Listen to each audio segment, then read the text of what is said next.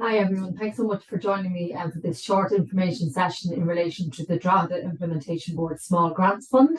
My name is Gráinne Beryl and I'm the coordinator of Drogheda Implementation Board. So I'm just going to take you through a short presentation so that you might get an insight into the Small Grants Fund and some information on things that you should consider if you are thinking of submitting an application. So just give me one moment and I'm going to share my screen with you here. Okay. So, because you're here, I'm sure you're aware that we have a small grants fund, but just to start by saying what the objective of the fund is.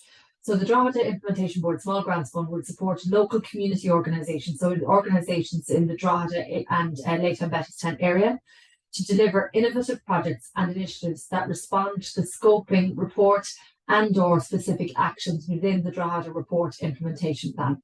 So I'm going to give you a little bit of background and context first and speak about that scoping report into community safety and wellbeing in Drogheda and the Drogheda Report Implementation Plan. And just to note that both of those documents, you can see that both of these documents are available on the homepage of our website. You can download them from the homepage on our website.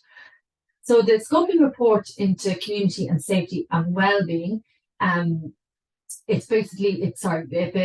scoping report was produced by Vivian Gearan. So it was commissioned by government in response to rising concerns regarding crime and fear of crime in Drogheda. It covers Drogheda and its environs, including Laytown, Bettystown and East Meath.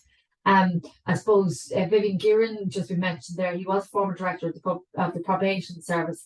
He's also a researcher and international consultant on criminal justice matters, and his particular research interests are criminal justice, social work, and community sanction measures. So that's why he was picked as the person to carry out this piece of research in Drogheda by the government.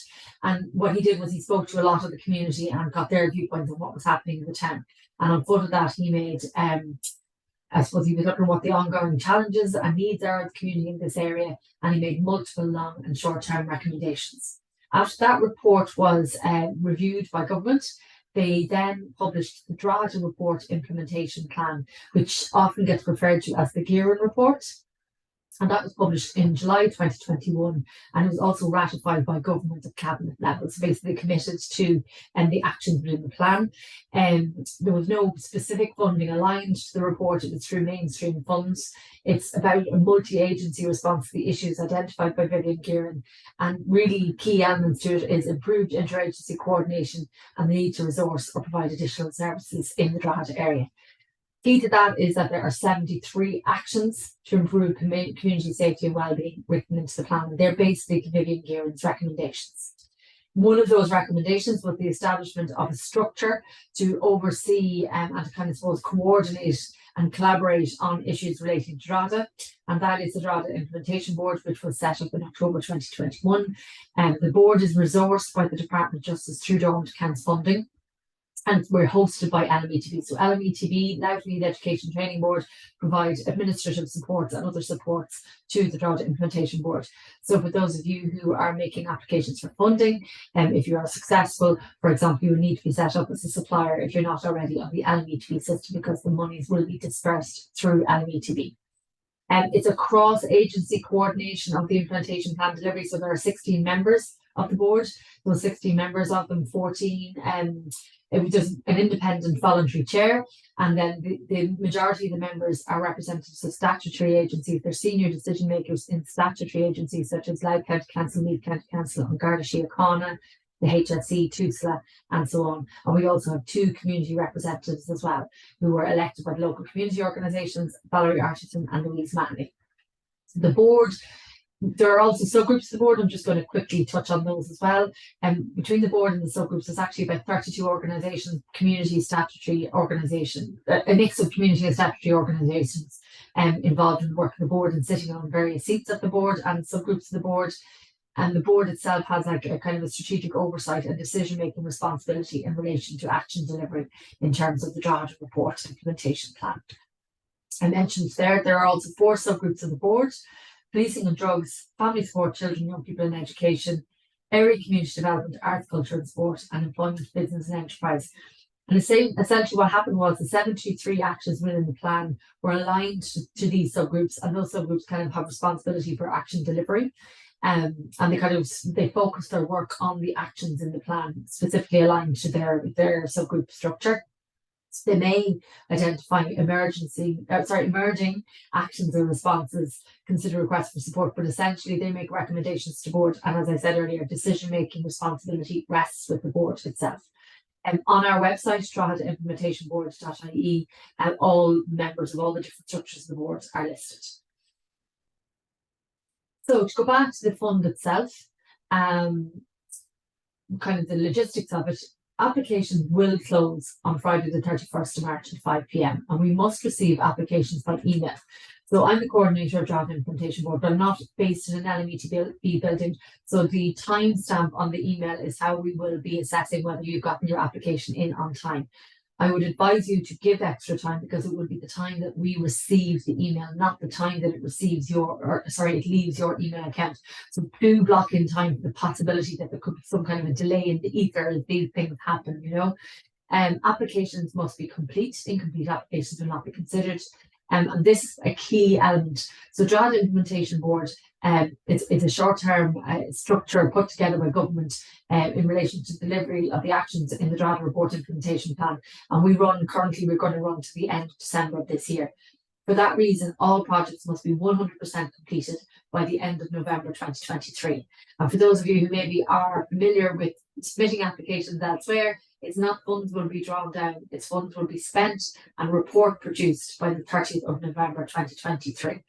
The report won't be something overly onerous, it's just to just reflect on the outcomes and outputs that you may have named in your application and how I suppose evaluating the delivery of those. But it's going to be a template that we send out. It's not going to be hugely onerous on you to complete, but you will have to have it completed and all of that documentation back into the implementation board before the 30th of November.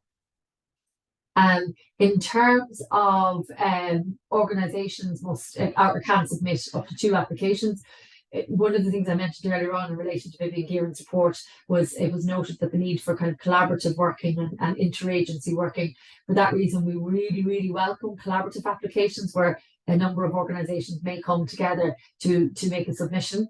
And for that reason, we don't want to, I suppose, block people from submitting their own application or not getting involved in a collaborative application because they want to put in their own application. So an organisation can be the lead in up to 2 applications. So they can be the lead in a collaborative application and also have their own application. They can also be partners in other collaborative applications as well. So the lead, you can be a lead applicant in up to 2 applications. In terms of the grant, what's available in terms of funding, the total fund available is 125,000. That's structured into 3 bands. So it's less than €5,000. It's between 5,000 and 10,000 euros, and it's up to 20,000 euros. So the maximum is 20,000 euros. It is a limited fund. So, if a project applicant fulfills all of the eligibility criteria, etc., it's not guaranteed that you'll get funding because it depends on what other applications are coming in and how things are scored. But for that reason, we wanted, the Drogheda Implementation Board wanted this fund to reach as many groups as possible.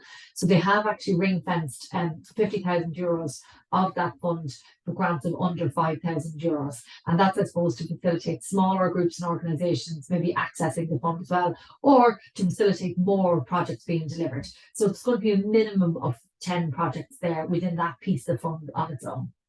I did mention that the maximum grant is 20,000, and again, that's about spreading it around as much as possible and ensuring that as many innovative projects get delivered in the Drogheda area as possible, utilising this fund. I will mention as well that we do have guidance notes on the website, and it is worth reading your way through those. Quite a lot of what I'm saying today will be, kind of related to what's in the guidance notes. So it's worth downloading that and having a good look at that document as well on the website. I suppose actually just to go back slightly, just to mention as well, the level of detail in your application changes depending on the level of funding that you're applying for, as you can imagine. So for example, in section B, questions 1.3, 1.4, and you don't have to complete all the questions there. It just depends on what exactly you are applying for. So if you're doing the €5,000 grant, you don't have to do 1.3 and 1.4. If you're doing the €10,000 grant, you don't have to do 1.4, and so it increases. Also, the level of governance and financial documentation that you provide the expectation would be you would provide more, and you would need a lot more detail, the more funds that you're actually applying for. So when you are developing your application, and I've mentioned already that the report, the scoping report into community safety and wellbeing in Drogheda, and the Drogheda report implementation plan, they're your Bibles when it comes to actually developing an application. Within the scoping report, it can be useful maybe to look at the terms of reference and the areas that Vivian Gearan was asked to look at by the government when he was doing a scoping report. And similarly, the Drogheda report implementation plan has 11 thematic kind of action headings, and they can be somewhat of a guide for you in terms of if you're considering your project, thinking, having a preliminary look at these and seeing whether your project could align to any of these elements that are listed in the two documents, and then maybe having a look in more detail at a particular element within one of those documents that you think that your project might align to. Also, in relation to developing your project, you must, and this again is in the guidance notes, you must demonstrate that your project is a unique proposal and doesn't duplicate existing projects and services. And very importantly, I did mention it already, but the project needs to be done and dusted and documentation complete by the 30th of November. So you really need to demonstrate that you can actually deliver your project within the time frame. The scope of what you can apply for is quite broad in terms of we haven't got it tied down to capital costs, staff costs, whatever.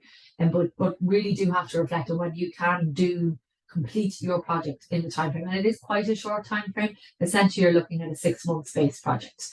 The unique proposal, not duplicating existing projects and services, is because this is a fund that's unique to Drogheda. It's a unique response to the Drogheda report and the implementation plan, and I suppose those issues, concerns about rising crime in the area.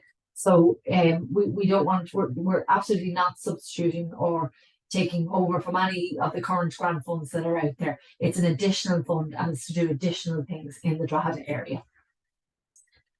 I mentioned about collaboration there earlier. We kind of specifically gave the opportunity for you to submit multiple applications and to encourage people to collaborate with one another.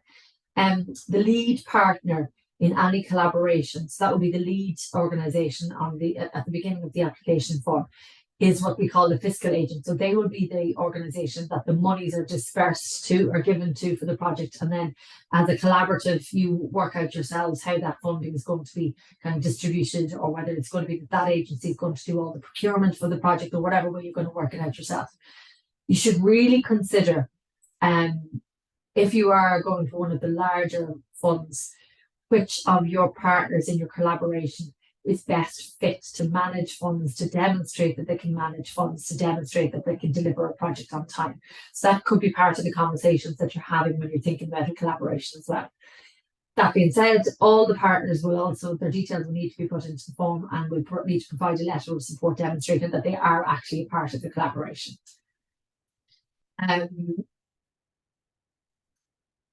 Now, reviewing the award criteria. So again, I just mentioned there about the guidance notes, which are available to download on our website. Within the guidance notes, we do have a breakdown of, I'm just going to get it here for you now.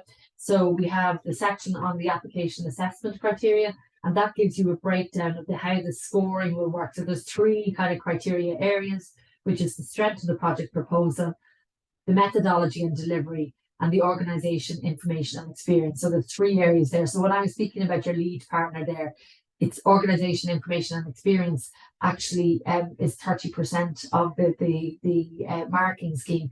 So that organisation, whoever the lead partner is, really needs to be able to demonstrate experience of delivering programs and services communities in the Drogheda area, and that they have the governance and financial viability to be able to deliver the project as well. So just to mention that there.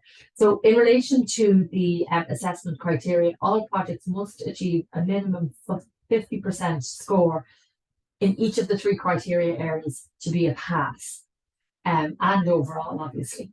So you need to score a minimum of 50% or more. So it is worth looking at those criteria before you kind of embarking on writing your application, so that you can ensure that your project aligns to the criteria that are listed there.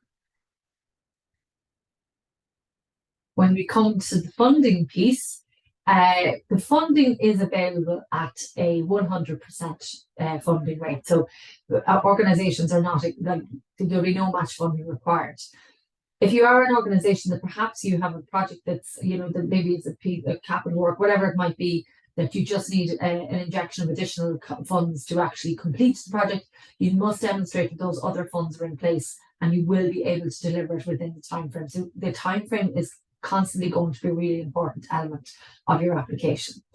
Whatever budget you're applying for, you do have to demonstrate the rationale for the amount that's being sought. So you can add detailed costings. You can attach them to your application if you wish. You do also have to adhere to procurement guidelines. So I mentioned earlier, Drogheda Implementation Board is funded through dormant accounts by the Department of Justice. We're also hosted by LMETB. So we have to take into account dormant accounts requirements when it comes to procurement and LMETB requirements when it comes to procurement. So there is a section on procurement at the back of the guidance notes. And just for anybody who's not overly familiar with funding applications, there are different, I suppose, levels of requirements in terms of the quotes that you receive, depending on what it is that you're going to be purchasing as part of your project. And if it's under €5,000, one or more competitive quotes should be sought. Then between 5 and 15, you're looking at 3 written quotations, and then 15 up, you're looking at 5 written quotations. So a couple of things just to note there. One, it's not about your project overall, it's per supplier. So if you're applying for a project of say 10,000, but no one supplier would be supplying goods of over 5,000 to you, you're actually in the first band when it comes to the procurement. The second thing to note is if you may be, or we have had queries about this, you may be procuring something quite specialist and there's only a couple of providers. In that instance, you would provide a narrative to demonstrate why it is that you're not in a position to receive the number of quotations that are required. Similarly, you can request quotations from suppliers, and if you don't receive a response to them, you can demonstrate that you've tried to get the number of quotations that are required within the procurement guidelines. So that's kind of important. So, but I suppose just to know for yourselves as well, for good value for money, it is worth getting a few quotations depending on what it is whatever it is that you're purchasing. But that's on page 13 of the guidance document. In terms of governance and financial management, so the board were really keen that smaller organisations, that this should be a pot of funding that is accessible to them and to you if you are a smaller organisation. So that's why, for example, it's 100% funding. So there's the match funding element shouldn't preclude people from applying. Similarly, the level of governance that's required depends on the size of the size of the fund that you're applying for. But I suppose it is still public money, so you do need to demonstrate some form of governance. So we're not accepting applications from individuals. If whatever organisation is applying, they must, I suppose, demonstrate that they have 3 or more members, how they make decisions, do they have a constitution. They must have a bank account in the name of the organisation that's applying for the funding. So whatever organisation name that is on the front of the application form, sorry, that's not the front of the application form, apologies, that's our internal piece. But this here, the organisation contact detail at the front of the form. Your bank account must be in the name of that organisation. So sometimes organisations, they have a name, their bank account is in a previous name, for example, the organisation, they're using a new name now. So you would need to put the name of the bank account, and then you could put in brackets the name that you currently use as an organisation. But it will have to be in the name of the organisation. And similarly, if it's a consortium or a collaborative, it needs to be the name of the lead organisation here needs to match the bank account. That will be a significant issue later down the line if that doesn't match the bank account name. You will need to demonstrate that you have some form of checks and balances in how you manage money. So for a really small organisation, it could be as simple as having 2 signatories on a cheque, or perhaps that you have an online banking and you have two authorizations, or you have some, structure around the authorization of funds and being spent. So no matter the size of the organization or the size of the application in terms of the fund you're looking for, there's some level of finance governance. But it does, the larger amount that you're looking for, the more bells and whistles that we'd be looking for as well. There is an element, so the fund actually is 90% upfront and 10% on completion. So I'll talk about that a little bit later. But that was again to try and encourage smaller organisations, if you're applying for 5,000 or less, that maybe that 10% cash flow might not be too challenging. But again, with financial governance, you'll have to cash flow a small part of the project. The fund itself each application will be assessed by an independent evaluation committee. So there's one member of each of the subgroups of the board who sit on that committee.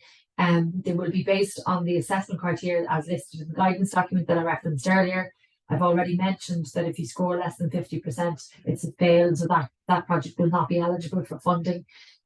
Consideration may be given to the distribution of funding. So, for example, if the fund is heavily oversubscribed and there may be a lot of applications with a similar scoring, in that case, and in other cases, so the evaluation committee may take into account things like the geographic spread of funding, its scope. So, for example, the different target groups that are actually being, supported by the projects, the size of the grant, is there a good enough spread of grant sizes across the area? So just I suppose to note that may be taken into account as well.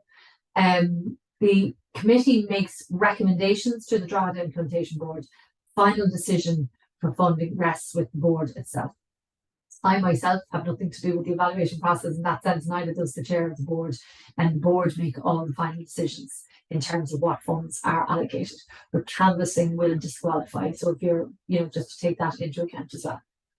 If you are successful, a letter of offer and a grant agreement will issue via email. All things going well, it is my hope that this will be done towards the end of April, the last week in April. I would advise you, if you can at all, to keep an eye out at that point. So successful and unsuccessful projects will be notified at the same time. It is a very, very short turnaround. So the quicker, if you are successful, the quicker you get the documentation that we ask for back to us, the quicker we can help you to draw down your funds. So the quicker your project can get up and running. There may be conditions attached to the grant agreement. So the evaluation committee may say, we are recommending that this project is for funding, but we would suggest that the project promoter or the grantee considers X, Y, Z. So just to note that, we might ask for other documentation as well before actually issuing the grant agreement. You will have to complete a mandate. If you're not already set up as a supplier with LMETB, you will have to complete an EFT mandate for the bank account in the name of the applicant or lead organisation, as I mentioned earlier. Because there is such a short turnaround, if you are accepting your grant, you need to get the documentation back to me within 2 weeks. And that is because if you have to be set up in a supplier, for example, as a supplier on the LMETB system, that can take some time. So all of that has to be got through as quickly as we can, so we can get the funds to you as quickly as possible as well. Sorry, I'm going the wrong way here.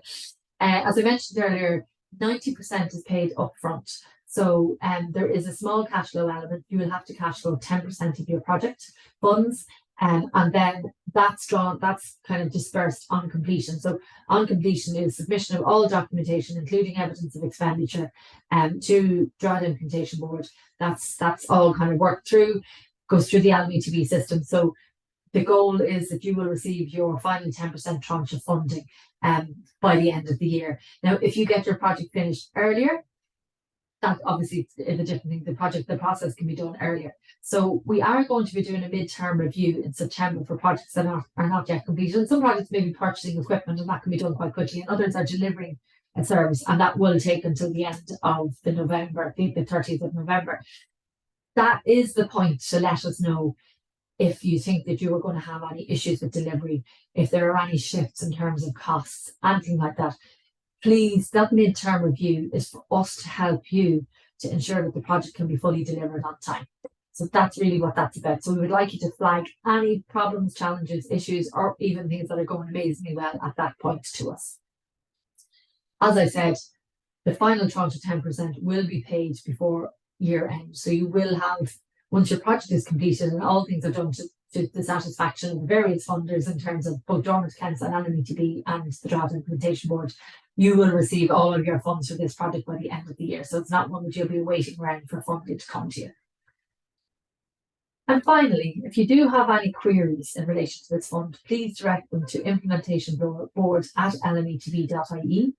We do have a frequently asked questions document up on the Small Grants Fund page on our website, which you can see a link to there.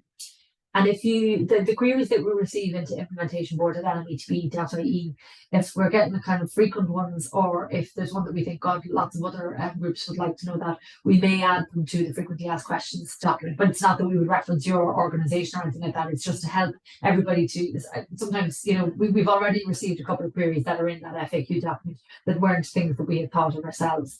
So it's really helpful for all the groups in the area. As I've said already, there are quite a number of projects will be funded through this fund. So we really would like to encourage as many people to apply as possible, and wish you all the very best in your application.